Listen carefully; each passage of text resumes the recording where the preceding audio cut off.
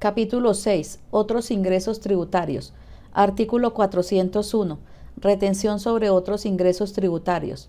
Sin perjuicio de las retenciones contempladas en las disposiciones vigentes a la fecha de expedición de la Ley 50 de 1984, a saber, ingresos laborales, dividendos y participaciones, honorarios, comisiones, servicios, arrendamientos, rendimientos financieros, enajenación de activos fijos, loterías, rifas, apuestas y similares. Patrimonio, pagos al exterior y remesas. El gobierno podrá establecer retenciones en la fuente sobre los pagos o abonos en cuentas susceptibles de constituir ingreso tributario para el contribuyente del impuesto sobre la renta que hagan las personas jurídicas y las sociedades de hecho. Inciso 2, derogado. Inciso 3. Sin perjuicio de lo previsto en el artículo 398 del Estatuto Tributario, la tarifa de retención en la fuente para los pagos o abonos en cuenta a que se refiere el presente artículo, percibidos por contribuyentes no obligados a presentar declaración de renta, será el 3.5%. En los demás conceptos enumerados en el inciso 1 de este artículo y en los casos de adquisición de bienes o productos agrícolas o pecuarios sin procesamiento industrial, compras de café pergamino tipo federación, pagos a distribuidores mayoristas o minoristas de combustibles derivados del petróleo y en la adquisición de bienes, raíces o vehículos o en los contratos de construcción, urbanización y en general de confección de obra material inmueble, se aplicarán las disposiciones que regulan las correspondientes retenciones. Parágrafo. Cuando el comprador de un bien inmueble sea una persona jurídica o una sociedad de hecho, la retención en la fuente a título del impuesto sobre la renta constituye un requisito previo para el otorgamiento de la escritura pública o la transferencia de derechos o cuotas representativas de bienes inmuebles.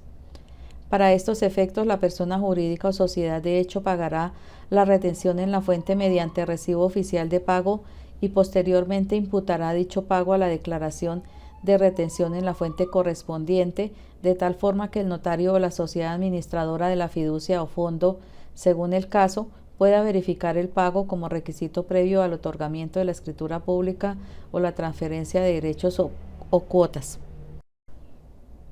Artículo 401-1. Retención en la fuente en la colocación independiente de juegos de suerte y azar. Los ingresos recibidos por los colocadores independientes estarán sometidos a retención en la fuente a título del impuesto sobre la renta a la tarifa del 3%. Artículo 401-2. Retención en la fuente en indemnizaciones. Los pagos o abonos en cuenta por concepto de indemnizaciones diferentes a las indemnizaciones salariales y a las percibidas por los nacionales como resultado de demandas contra el Estado y contempladas en los artículos 45 y 223 del Estatuto Tributario, estará sometida a retención por concepto de renta a la tarifa del 33%, si los beneficiarios de la misma son extranjeros sin residencia en el país. Si los beneficiarios del pago son residentes en el país, la tarifa de retención por este concepto será del 20%. Artículo 401-3. Retención en la fuente en indemnizaciones derivadas de una relación laboral o legal y reglamentaria. Las indemnizaciones derivadas de una relación laboral o legal y reglamentaria estarán sometidas a la retención por concepto de impuesto sobre la renta a una tarifa del 20% para trabajadores que devenguen ingresos superiores al equivalente de 204 unidades de valor tributario VT, sin perjuicio de lo dispuesto por el artículo 27 de la Ley 488 de 1988. Capítulo 7. Lotería, rifas, apuestas y similares. Artículo 402. Se efectúa al momento del pago. Cuando se trate de pagos por concepto de premios de loterías, rifas, apuestas y similares, el impuesto de ganancias ocasionales debe ser retenido por las personas naturales o jurídicas encargadas de efectuar el pago en el momento del mismo. Artículo 403. Procedimiento para el pago de la retención en premios en especie.